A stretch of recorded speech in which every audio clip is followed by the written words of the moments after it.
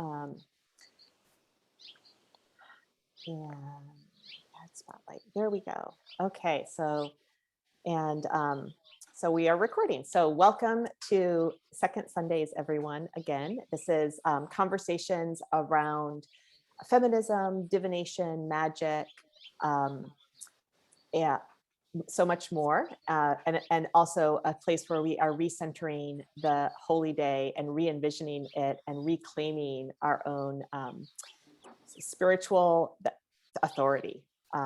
So I'm so pleased to be here today with Adriene Jenik, who, her reputation certainly precedes her. I have known Adriene.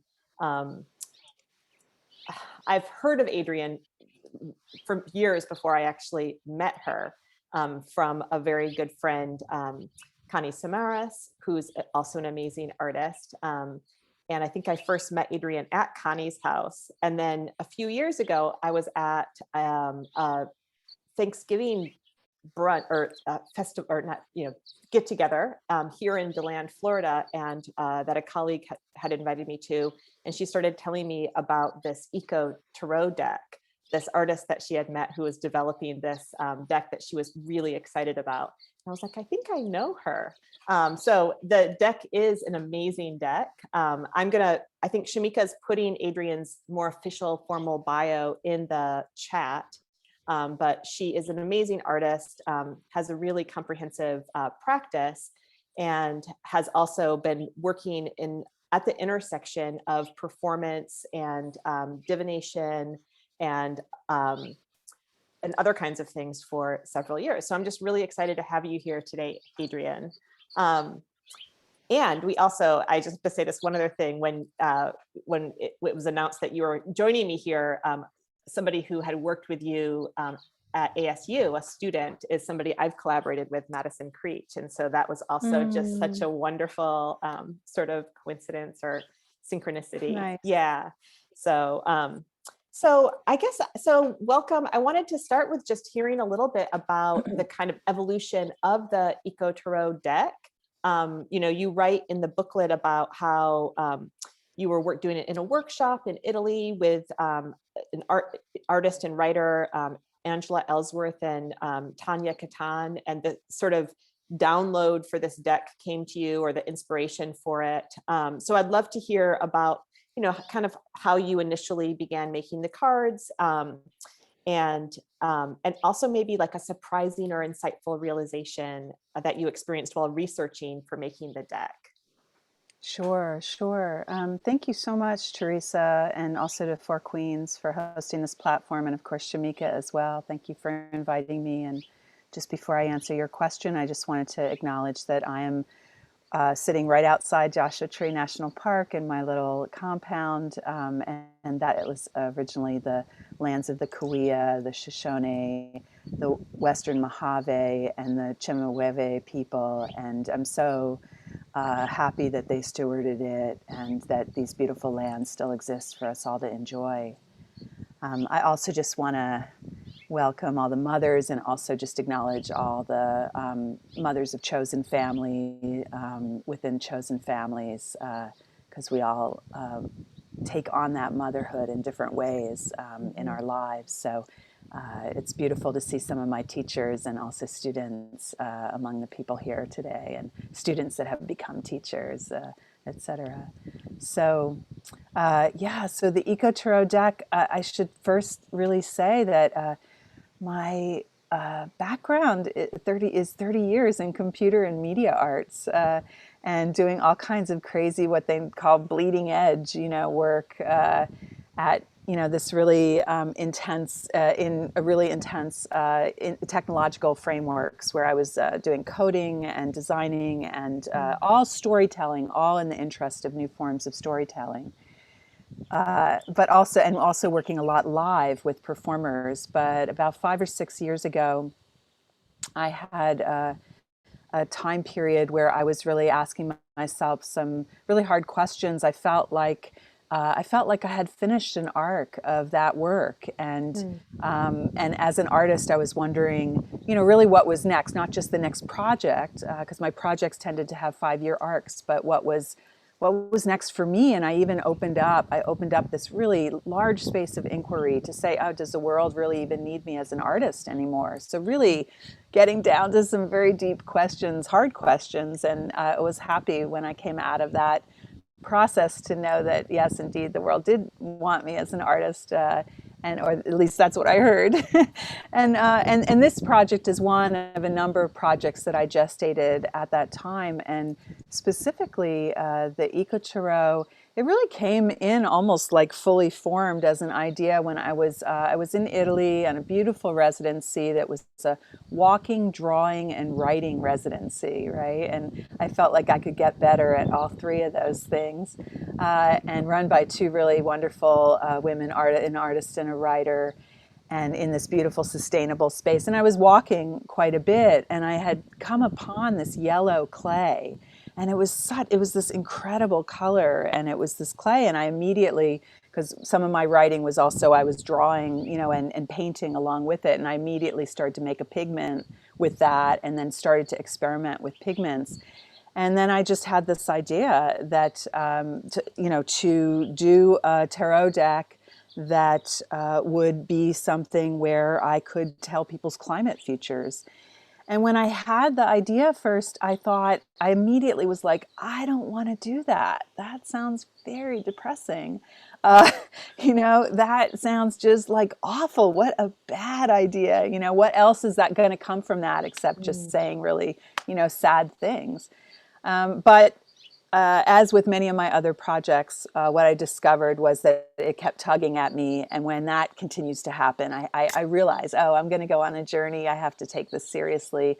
Mhm. This is something that I need to commit to. And so I began the process of developing the cards. So imagining them, doing the drawings, trying to understand what the deck wanted to be. And it took me 2 years to make the cards, to make the deck. Part of that work was definitely, understanding what symbols I wanted to use, what references, how I wanted to understand what was happening within the Mhm. cards. Um, Part of that time was also I decided that I wanted to make paper. Uh, so I worked with someone at my school. I teach at Arizona State University. We have a paper mill, and so I worked with someone to Mm. make homemade paper. That the cards. This is the deck. It's screen printed on handmade paper, and this side is agave paper, and then this side is recycled cotton and linen. And then Mm. these are all, then I decided, well, it needs to be natural pigments. So I was experimenting with pigments and created some pigments and ended up hand painting all of these screen printed cards with the natural pigments. So the cards, they feel very, very alive, actually, on the paper themselves. And I guess something interesting or insightful or unusual that I found out, a couple things. One was the devil card was one of the hardest cards for me to transpose. And it actually ends up, it's still a difficult card for me to read with. And so so I could talk more broadly about the cards as well, but that was an interesting insight. And then also, when I got to the place of fixing the cards, fixing the pigment on the cards, it took actually a quite amount of research to find a non-chemical fixative. So one does exist because, of course, Mhm. painters were painting and wanting to fix, and drawing, wanting to fix their paintings and drawings before we had, all these chemicals developed. So there is a casein based, which is a product of a milk product. So it's not vegan, but it is a natural product that you can use to fixate. But anyway, that was interesting to me because I was like, well, I haven't gone all this way to make this special deck, and now I'm going to spray chemicals all over it. Right. So that Absolutely. that actually took a little while to find out. So So I hadn't realized that the deck was also made, that you had made the paper too. So I think that's fascinating. And then is each deck then hand painted? yeah. Hmm. So each deck is a little bit technically, Like, The reproduced deck. So there's a reproduction that I sell. So that one is a reproduction okay, of one of the hand painted decks. the But hand yeah, painted decks. it's like a limited edition of the hand painted decks Okay, that I okay. made. I was like, whoa, is this? No. But Okay. each one of those is a little bit different. Yeah. Yeah, Yeah, because of that. absolutely. So, um, so I pulled actually when I pulled up the first card on my deck, it was actually the devil Oh. card, Oh, the which the profiteer. profiteer. So, can you tell Mhm. us a little bit more about, you know, the process with that and sort of what was Mhm. challenging and how you came to think of this? And Mhm. I'm also did you know much about the tarot Mm. before you started this process? I know that your mother, and thank you for acknowledging all of the mothers, including, all of our mothers, right? But I know that your mother was she was a card reader, wasn't she? Or she was a Mhm. psychic. She was a professional psychic for a good number of years, yeah, Did she work and with cards? yeah, she did Okay. tarot, and she also did palmistry, and she also had a crystal ball, which she's passed, sadly, Carol Jenik. She read under the name of Zyla, but yeah, so yeah. And I mentioned that I really identify with my father at that point in my life, and also had a lot of internalized sexism and just yeah, we don't have to go into all that, but I really made fun of her a lot when I was growing up, so I feel really bad about that, and it's kind of come back to haunt me with this work a little bit now, that I'm doing it. I'm sure she's laughing a lot, actually. Yeah. So I did know about the tarot. I had actually studied it and taken it on as a guidance system for myself, and then Mm, had done some readings with people, mostly with friends when I was younger. But then I lost a couple friends, or the relationship shifted because people didn't really want to hear, all the time what mm, I had to say. So I decided I wasn't going to read for anybody else for a long time. So I just kept it as something that was like a personal guidance system that I used alongside, many other things when I was making a decision, and usually an important decision. So then, so I had that access, yeah, to that knowledge. I okay. certainly have learned much more and developed into a depth of richness, and I'm still, really studying it. It's still really an evolving practice. But what I wanted to do was layer, with the Eco Tarot, was layer climate science and climate modeling. So I work a lot with sustainability scientists, and I had noticed part of the impetus of this project was I had noticed that there's all this information, data, being spilled out, and my colleagues are generating it, and yet, many of the incredible transitions and changes that we need to be making, including myself, really big changes that we know we need to be Mm, making, that they're not really happening or mhm, as fast as maybe I would like. I don't know if that's necessary, the fastness. Now I'm coming to question all that, but I was really in this place of saying, like, well, what can I offer as an artist to this process and to that idea of helping usher people through this great turning? How mhm, can I maybe translate or channel, this information into a form that people can really hear and that can maybe land in their heart, not just their head, and can be something that they can engage with in a different way. And so I did an incredible amount of research around IPCC reports. Those are the reports that come out that the scientists all work with as a collective, and they forecast what's happening, looking at mm, climate modeling, looking at all the things. And again, I continue to do that research as it comes out, that continues to grow and grow. And what the deck is, the interpretations and the symbols are really a mashup of thinking about the climate science and then working with archetypes from, what I call our climate drama. So, so in some cases, I've kept cards similar. So as you might mhm, imagine, the sun card, the moon card, the star becomes the stars, the lovers is the mhm, same. So some cards are similar. Justice appears. We need justice as part of this transition, certainly. And then other cards have changed. So the Fool has become the artist, the Magician has become the engineer, the bicycle the Chariot has become the bicycle. Mhm. The Wheel of Fortune is the life cycle. Mhm.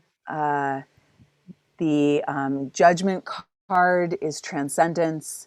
The Devil card is profiteer. The Tower card is the superstorm. Yeah, yeah.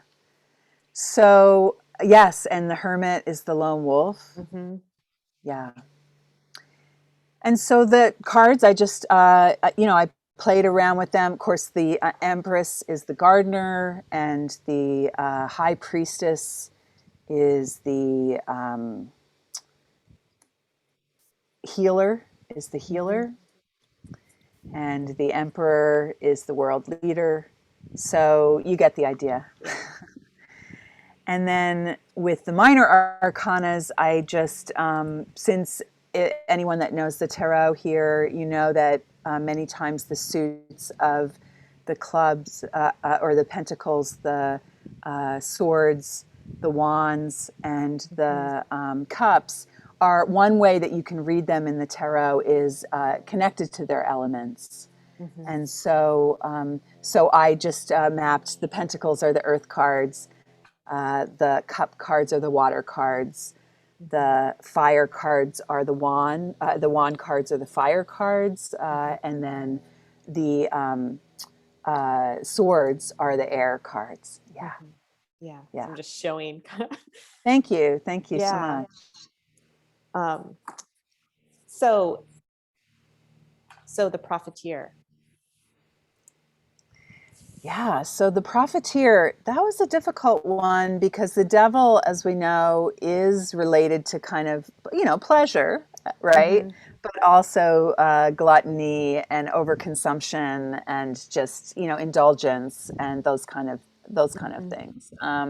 So perversion, and so I was thinking of distortion and perversion, like pleasure that becomes distorted and perverted.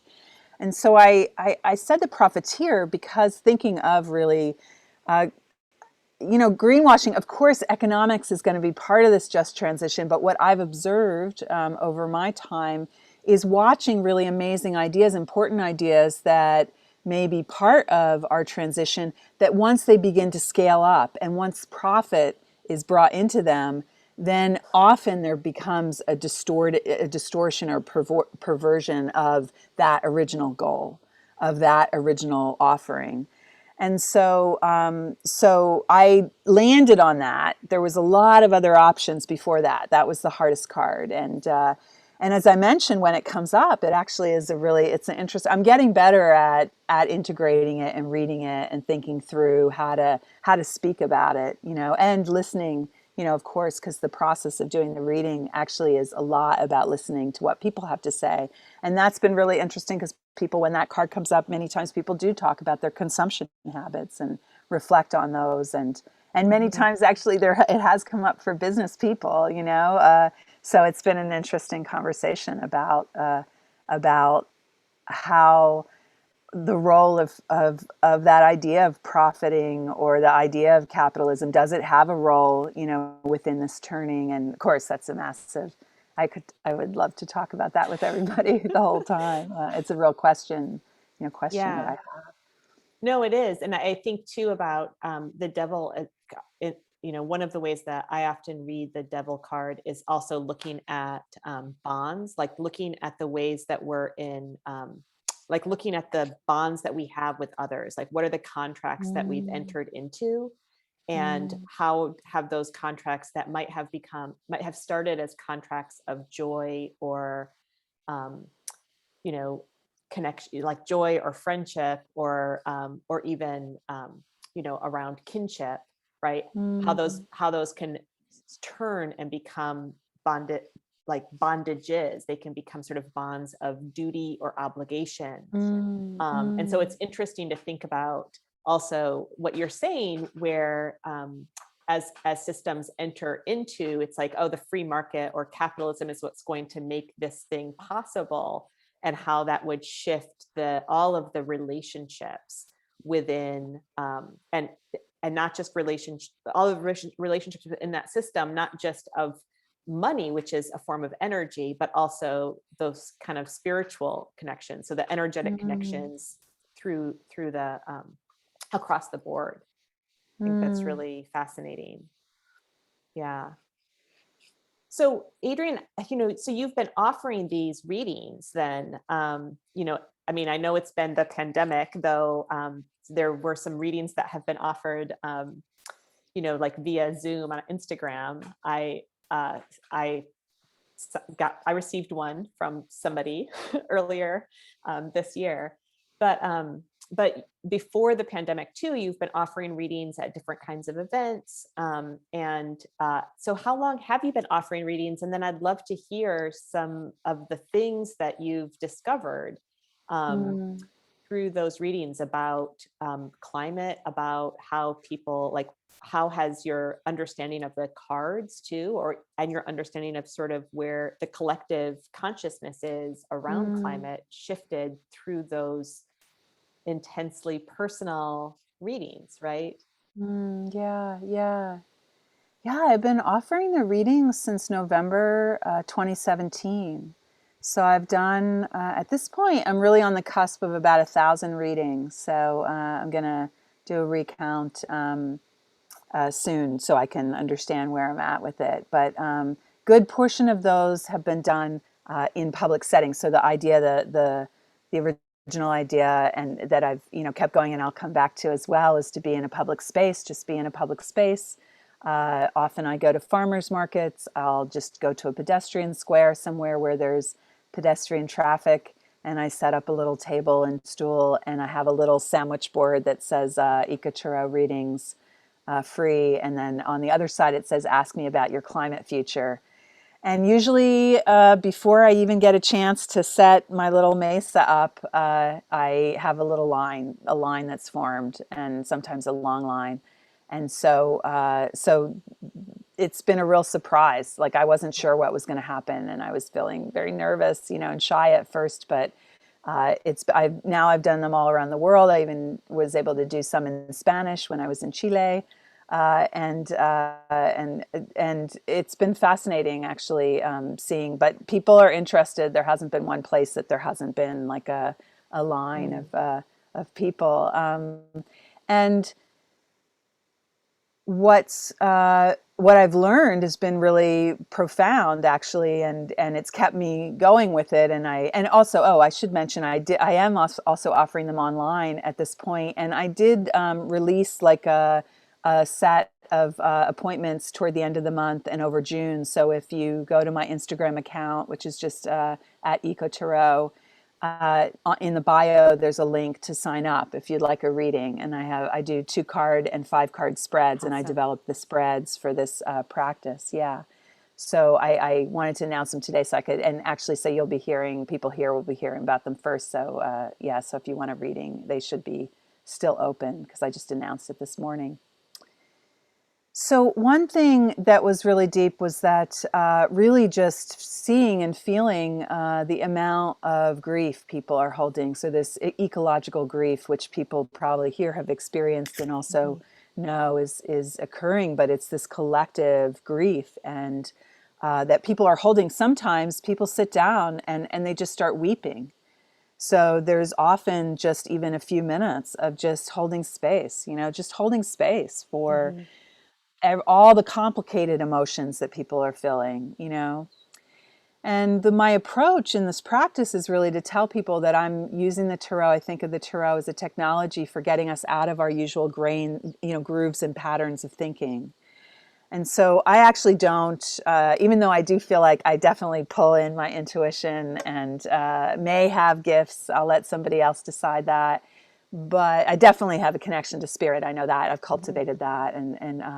But I really, my approach to this is really, I tell people I'm not going to tell you anything that you don't already know. And, and what happens in the readings, which again I originally thought was going to be very depressing, but it is a space where we can acknowledge what's happening happening, we can not turn away from it. We can kind of face it. So there's a place of like really just looking at the reality of, you know, what's unfolding. But also the way that I organize the spreads, it tells you other things, including like a kind of role for you in this space. Mm. And so the readings actually end up being really like incredibly uplifting and inspiring. And like really what I've witnessed and heard from people is that they end up like underlining things that people are already kind of thinking that they want to do, but like encouraging them to do them, or bringing some ideas to the forefront that maybe were in the back of their minds, giving them courage, you know, and resolve to move forward on something that they weren't maybe so sure about. And I've also been fascinated with all the different things people tell me, because obviously you're hearing the extremely intimate Yeah. details of how people are engaging around climate, thinking around it, feeling around it, what's going on in their worlds. And one thing I've been actually trying to figure out how to capture the readings in a way that's not invasive, because it does feel like critical information in terms of the level of social will and political will that exists out there. I thought at first, oh, this is just going to hit a slice of people, but I'm fascinated with who sits down. I've had air conditioner repairmen sit down for readings. I've had engineers of broad solar arrays, like the person that's organizing the entire like electrical solar grid in Australia sat down, because different people visit Joshua Tree, or again, I've gone around the Right. world, like, and so really different people sit down. Biker chicks, you know, get off their bike and like sit down. So different people from different walks of life. People are thinking about this, concerned about it, and the extent of it has been really profound for me to see, and really humbling for me to see. Mm.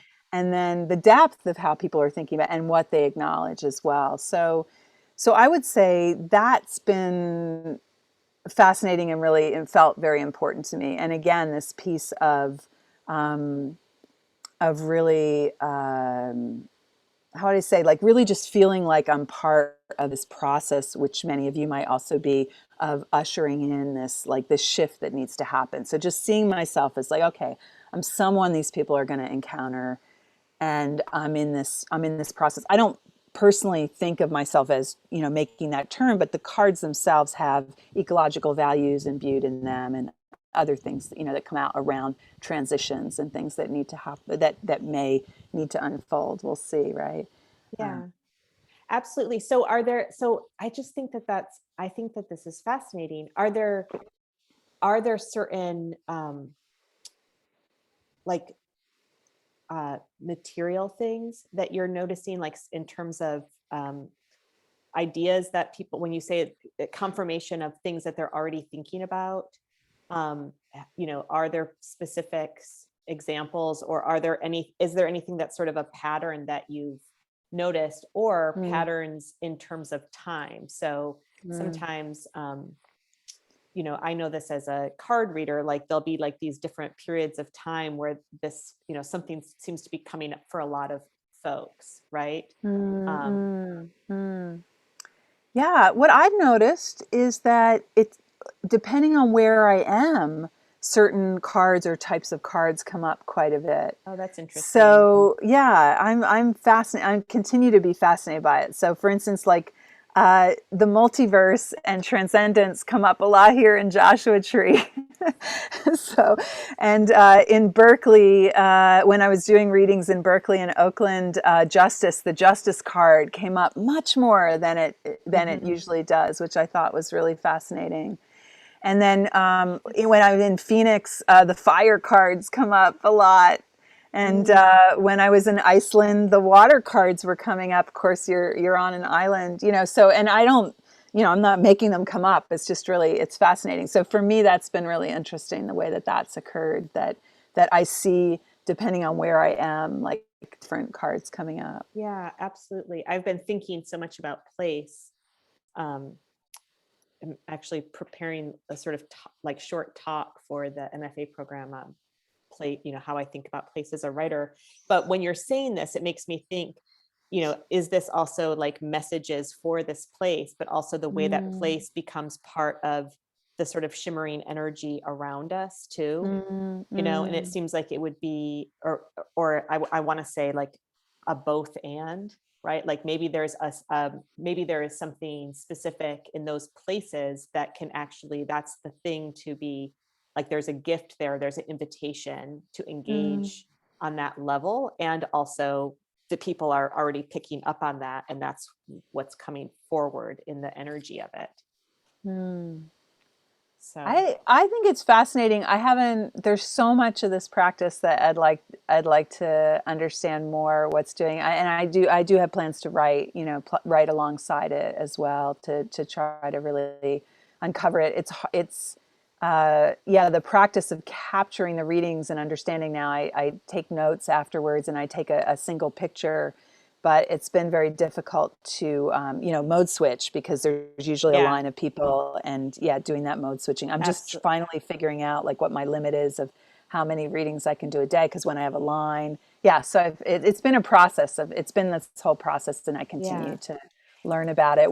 I also just want to say that when I go to a different place, I do a bunch of research on how climate is affecting that place, and so I you know accumulate knowledge as I'm Mm. moving from place to place to try to understand like oh like when I was doing readings in Atlanta I was really interested. I didn't realize that they were having such an issue with king tides, you know, Mm. with their groundwater, you know, really coming up and flooding and things that were going on. So I accumulate understanding based on the places, you know, that I travel as well. So That's, yeah, that's yeah, and which also then becomes another even more receptive conduit, right?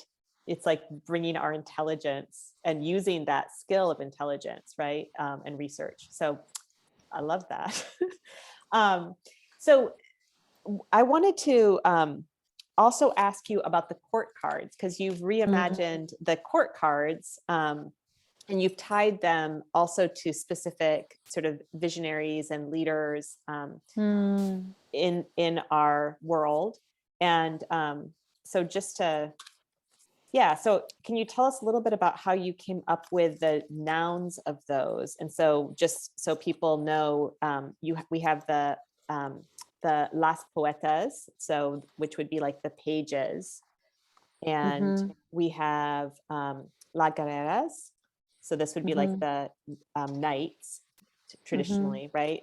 And la guias, so the guides, and Or the queens. the Normally that would be the queens, yep, queens. Yeah. the queens, and then la jefas, or las Mm-hmm. jefas, the which would be like the kings. Mm-hmm. So can you tell us a little bit about these? Sure. So first of all, the reason why they're in Spanish is just a you know a small nod to the fact that we live in a multilingual Mm-hmm. world, and a lot of my work I like to work with and have it exist with different languages, and just an acknowledgement that worlds exist within language. And so it's a small thing, but it feels like just yeah, just to have that in as an acknowledgement of the many languages that exist that still you know exist. Absolutely. And so, yeah, I went through a bunch of different things. It seemed to me Las Puertas, along with the pages, the way I understood the pages was about like communication a lot of times. And so, Mm-hmm. and I like that card because I really talk about communication writ large, but you know, really, it isn't just the poets, it's artists, storytellers, and it's someone who has a message to share, you know. Mm-hmm. So I see it as like, you know, as a communication, you know, card. And then Las Guerreras, you know, are the soldiers, but it's a nonviolent, you know, it's a nonviolent warrior. It's a warrior, you know, Mm-hmm. card, a nonviolent warrior. So it's as much a habit of mind, a habit of spirit, as it is, you know, an action. And Las Guias, the guide, that's the queens. I Mm-hmm. really understand the queens as a kind of iconoclastic leaders or visionary leaders, someone it doesn't necessarily think of themselves as a leader, Mm-hmm. but is a leader on the basically from the force of their vision. more like almost like a scout. And so that, where someone that goes up ahead and finds the way and then and tells, so a wayfinder, that's part of how I've interpreted the queen cards over the years. And so that rested on that card. I like the La Guia, the guide. And then Les Jefas, it's just the woman leader and the benevolent leader, the leader that understands, leads through service. A natural leader, a lot of times, someone who accepts their leadership and understands himself as a leader and is comfortable within that sphere. So that's how I understand those. I gendered them, even though actually in the cards, all the major arcana cards are shadows, and so they have an ambiguous gender. And then these are silhouettes, but they're of fairly, they can be ambiguous gender. But I gendered them both because the Spanish words are more strictly gendered. But also, hey, why not? We've had years of needing to do that flip ourselves as women, so I think it's definitely not meant to shut out men, but, really just raise up that female energy and spirit. And I really, actually, part of my hope and belief at this time is seeing all the amazing women rise up into their roles and speak and come forward in a different way at this time, is really part of something I see I really observe that's happening right now. And that feels like a part of this turning that needs to happen as women really stepping up into this. So the piece about the mapping onto the ecological heroines. So I will take the court cards and give the interpretation. And many times, of course, it is part of the person, or or a type of person's having influence on them, depending on where it shows up in the reading. But I also have this extra layer where I'll say, well, if you don't quite understand what that means when I'm talking about La Puerta de la Tierra, what that means, I will give you an example of a person who has embodied that, of an ecological heroine. And so La Poeta de la Tierra is Joy Harjo, who's the amazing our poet laureate, but really incredible Indigenous woman. I mean, these cards were made before she became poet laureate.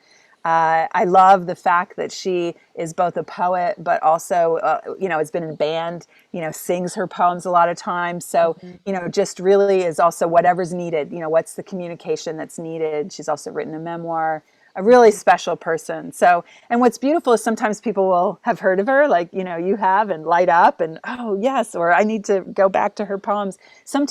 Many times people will not have heard of the people. So La Poeta de la Agua, del Agua is Rachel Carson.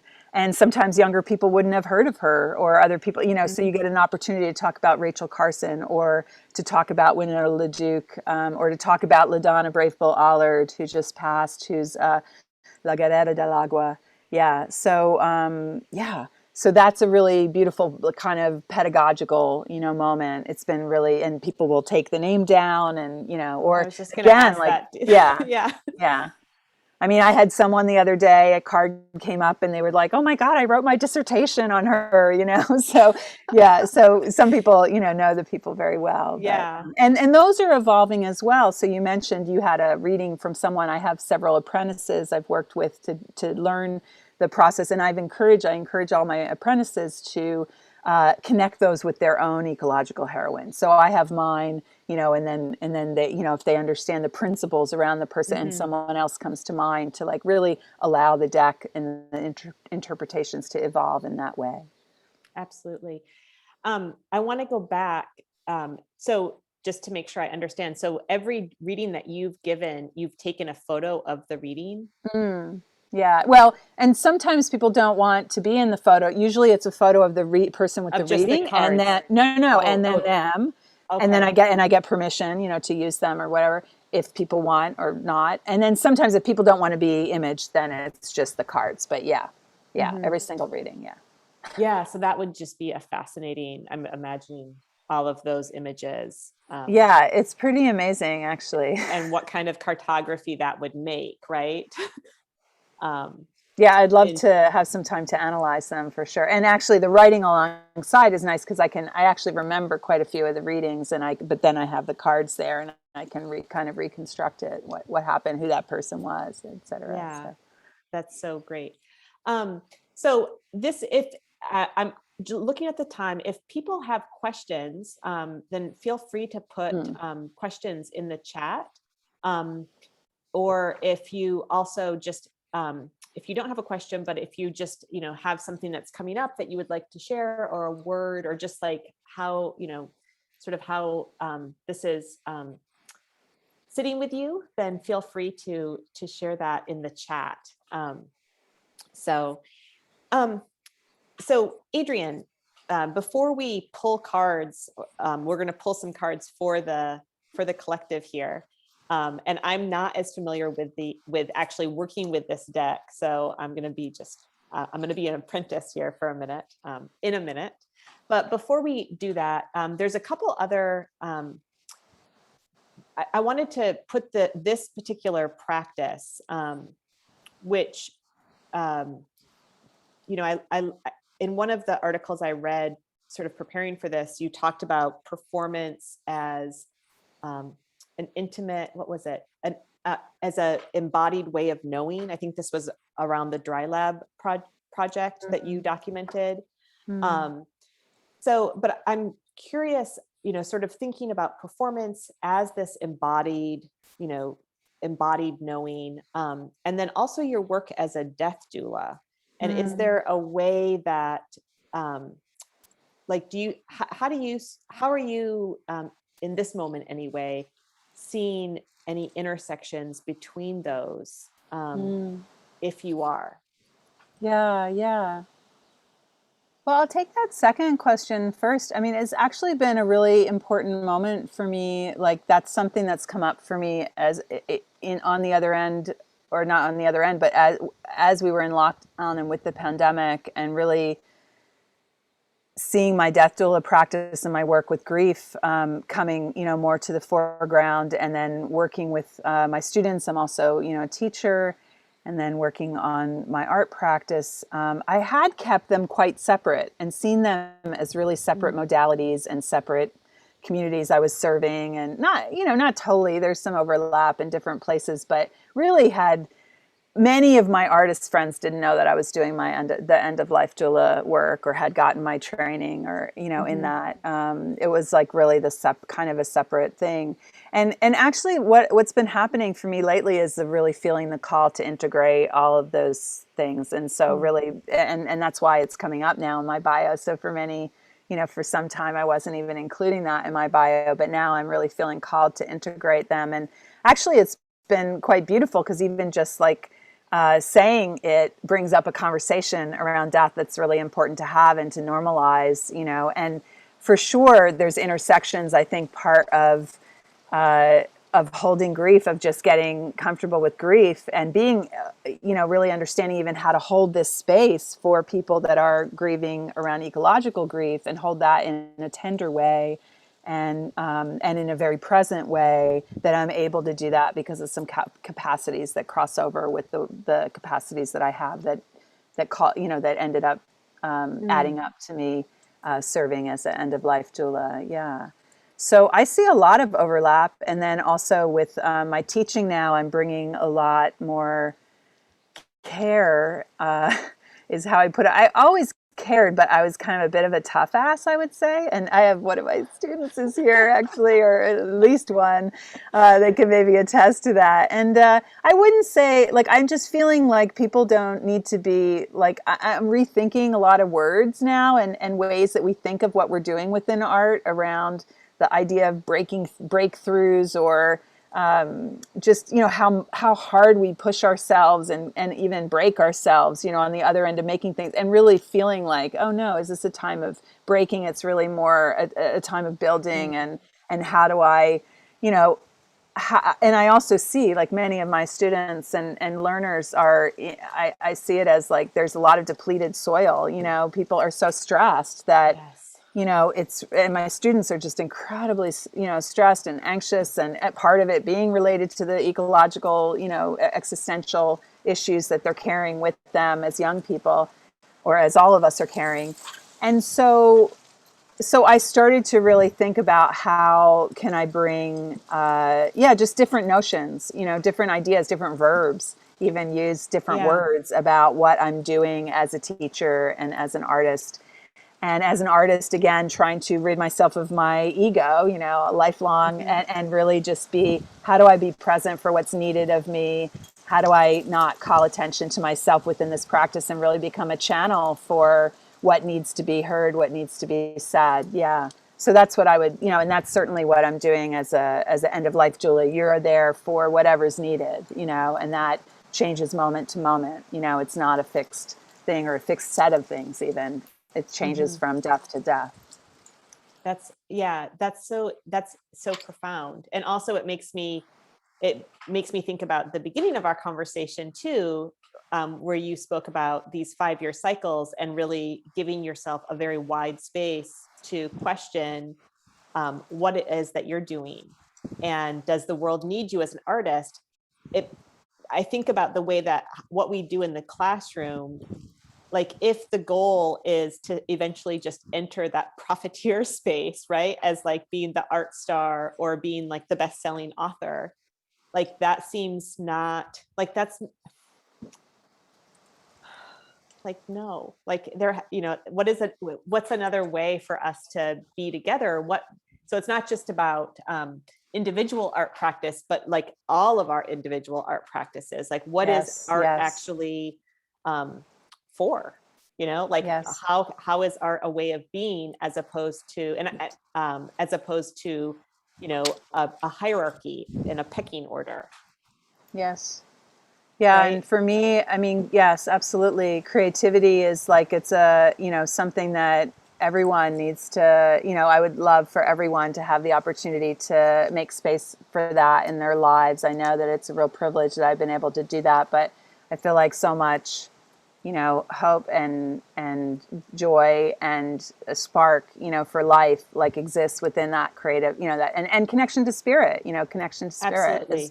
is really within that space. And so, yeah, I really see my role even as a teacher to help students from all different areas really cultivate, that their creativity and how can they use that. So yeah, it's shifted a lot. Hmm. Shifted a lot. That's great. So I want to continue this conversation, and I'm also mindful of the time. And it's also just interesting to talk to people, because I think that this thing of how do we shift what happens in the classroom, is that conversation's happening, right? Yeah. And so yeah, I'm excited, and also like it's just we need it. um, so shall we? I think actually the question that I answered in that nice way of synchronicity was exactly what Taylor put in the chat. So that was a beautiful moment. But shall we go ahead and do a climate's future reading then for this group? Sure, sure. Okay. Now, are you going to do a specific spread? And can we see your Yeah. mesa there before because it's so beautiful. I want everyone to Yeah, see definitely. this setup Let me that you just have. sure. And this is just a little sash I put on when I to tell Love it. myself that I'm reading. And so I have a little mesa. Can you see everything okay here? Yes. Okay. Yes. So that's beautiful. All right. Yeah, let's see. I think let's do a little 2 card spread. Okay. And yeah, we'll just do a couple. We'll pull a couple cards. I have a Shameka, do you want to tell me when to stop shuffling? Sure. uh, And stop. Okay. All right. And then we need to divide the deck. So Teresa, do you want to help me divide the deck? Just tell yes. me where to stop with this thumb, where you want Okay. me to stop. Doesn't have to be even. Right there. Okay.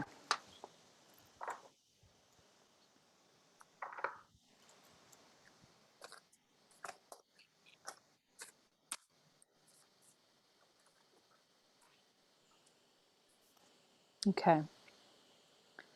So usually in this first card, in this 2-card Ecoturo spread, this first card represents what's going to unfold in the arc. So actually, I'll just adapt it to the group. So this card represents what's going to unfold in the arc of our lifetime. So as we're here, what we're going to see as a collective, that relates, as it relates to climate change, as it relates to human-driven climate disruption. And for this card, in this 2-card spread, I actually usually, I have a minor arcana, so I turn cards over until I get a minor arcana card. And then the court and major arcana cards, I set them down here, and they can, if we had enough time, we could talk about them as background cards, but we'll just see. Oh, gosh, the Profiteer comes up again. So that's a major arcana, so I'm setting it as a background card.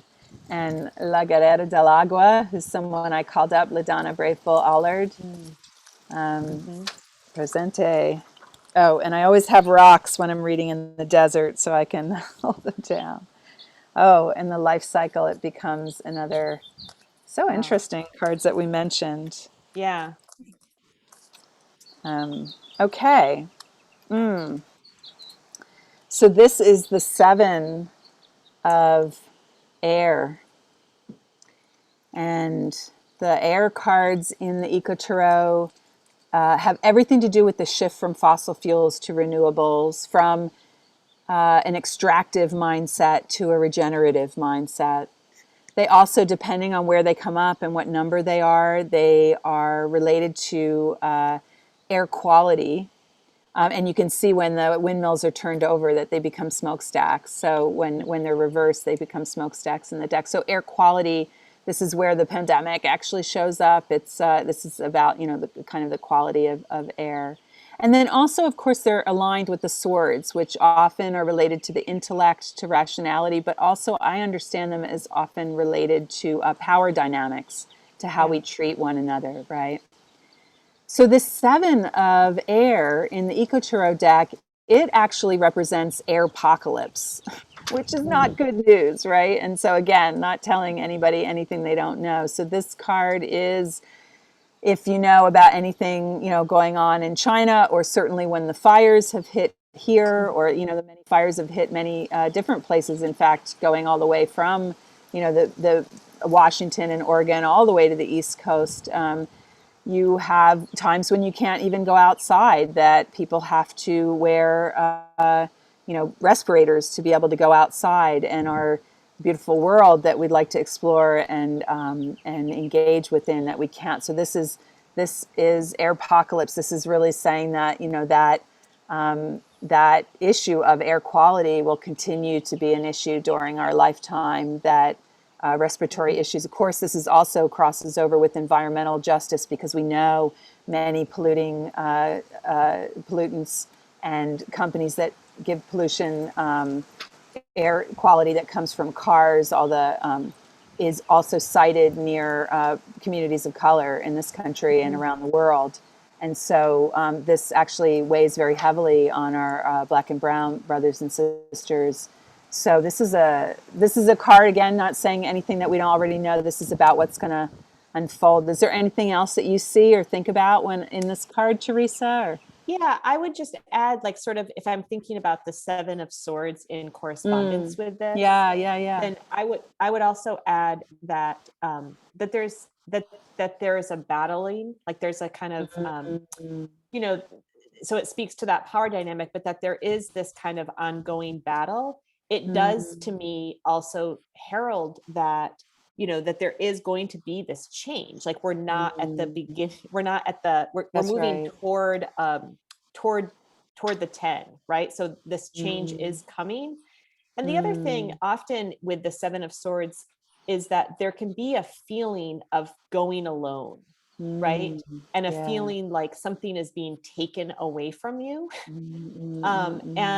And so part of the part of the card, part of the medicine of the card is to also acknowledge, like, yeah, actually something has been taken, but that doesn't, but the energy is going to keep moving, and the feeling of aloneness will pass. And there's actually there's actually is a kind of collective movement.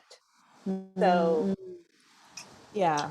Yeah, you reminded me. I also sometimes like often read the 7 cards as related to the need for big picture thinking as well. Mm-hmm. And so so this is really difficult with this card because you can be, you might be like really immediately affected by it. I mean, obviously when you can't breathe, I mean, that is a huge thing. Absolutely. Like you can't ignore it. If anyone's ever had asthma or felt that loss of breath, it's you get distraught, but this is this need for big picture thinking, like as this is happening. So, and yeah, again, the 7s is cards of instability, of shaking things that need to be shaken up, right? So things Yes. not staying Yes. still. Yeah. So I love what Pam Orr in the chat said, spinning trinities. Yes.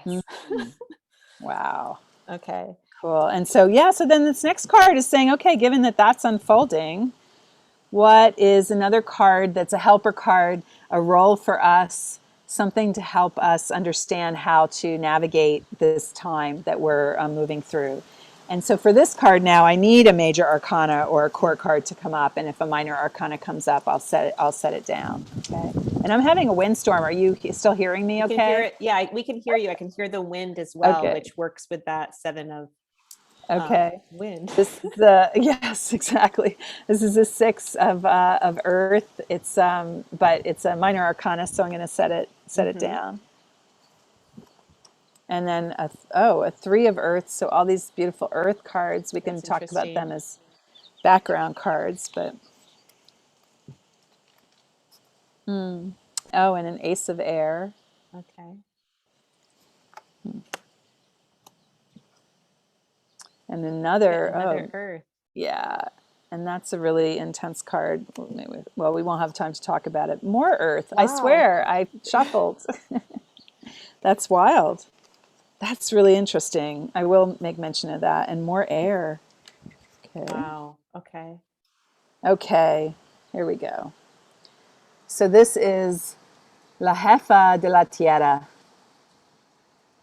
And this is a really beautiful card. The earth cards in the Eco Tarot, they have everything to do with all the incredible potential that exists in the soil, all the life that's just waiting to happen that exists right under our feet, all the magic and mystery. If we think of crystals, if we think of our gut microbiomes that we hardly know, Mm. what all that is going on in there, the ways that everything interacts, the fungal relationships.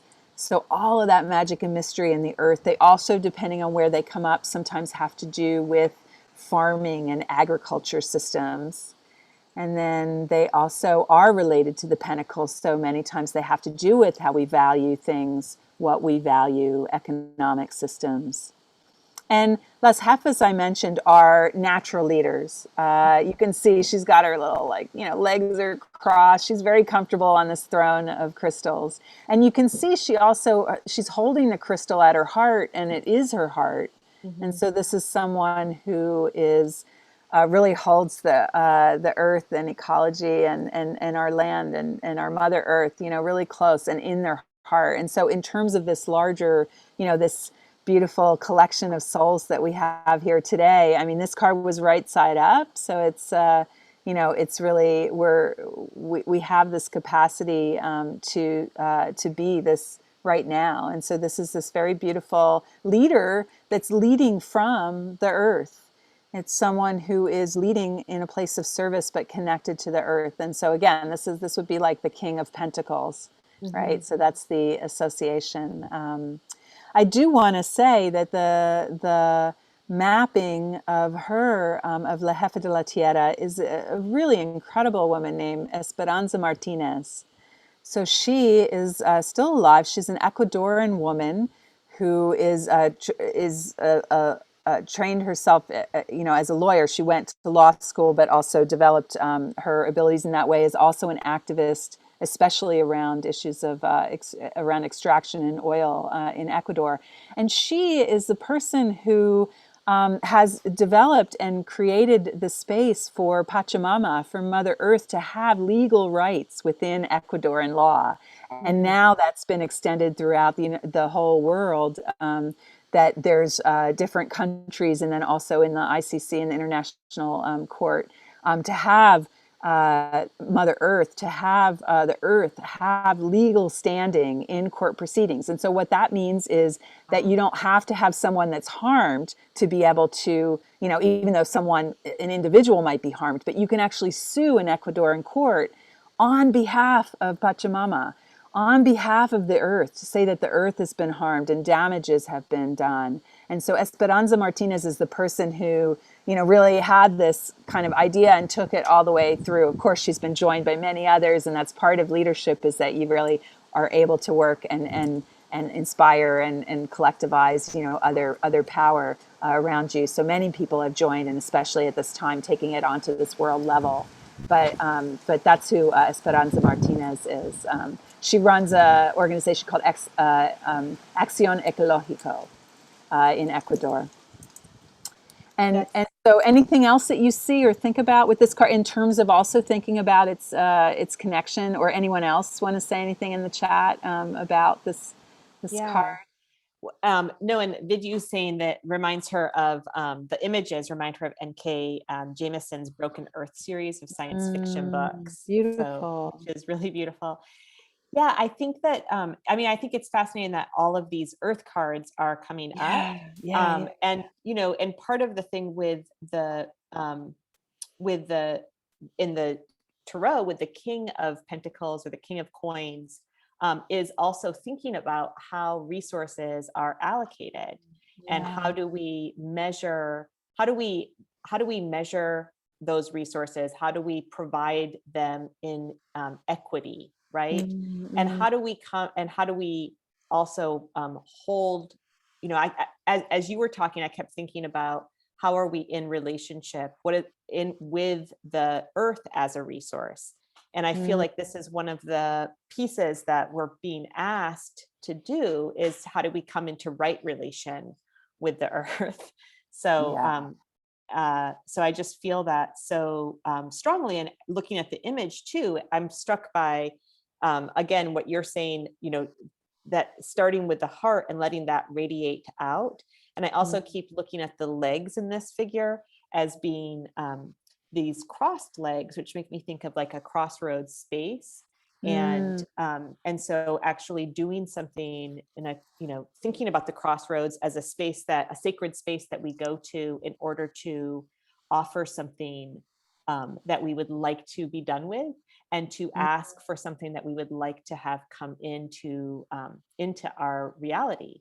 And I think that Esperanza Martinez's model of how we might imagine even a different way of thinking about what, the legal system, that is so powerful, right? So how can our hearts and imaginations, like, what do we need to bring into the way that we're visioning, and what do we need to give up? Right. Yeah. Well, one of the other cards that came up as a background card is this 10 of Earth. And this card and the background cards become like things that are also like, that this card's sitting on, that become like a strength for this card. So there's quite a lot of Earth here. Yeah. So this is in part saying just Earth is a resource, absolutely, for ourselves as well, to make sure that we're grounded. So here's this air card, all this stuff stirring around. So part of the message for this group is also what grounds you, and what grounding practices do you have? And in this space of all this swirling energy and all that's going to mean in terms of, again, like how people are treating one another, how all of that happening, knowing that that's not necessarily going to stop, this being this larger world. How are we grounding ourselves, and how are we, even as leaders, teaching or modeling or showing how that grounding's happening? So again, not keeping quiet about that. Like, how are we showing the people that we're in touch with what we know about how to ground with the earth, how to align with the earth, how to use the earth elements and all the elements to ground ourselves and take that on. So yeah, absolutely. It's so fascinating. I want to be mindful. I know that we're over time, I'm everyone. Sorry. So thank you, everyone. But what's so interesting, Adrienne, is that as you're speaking, also there's the comment from Taylor in the chat about I put my hand to my chest to ground myself in moments of anxiety. So this comment of, like these practices of grounding, and then another, another science fiction. So Connie's reminding us of Joanna Russ's Female Man, with the description of the crones in that book. So what I'm also picking up from this group is like, one of the things that we all need to do too is like read our good science fiction writers, right? Like, and learn from them as well. Yeah. So amazing. Thank you so much for adding. You added such richness with your understandings of the cards. Thank you so much. Oh yeah, no, that was so great. I'm going to remove our spotlights, and I'm going to stop recording so that we can then just say goodbye to everyone.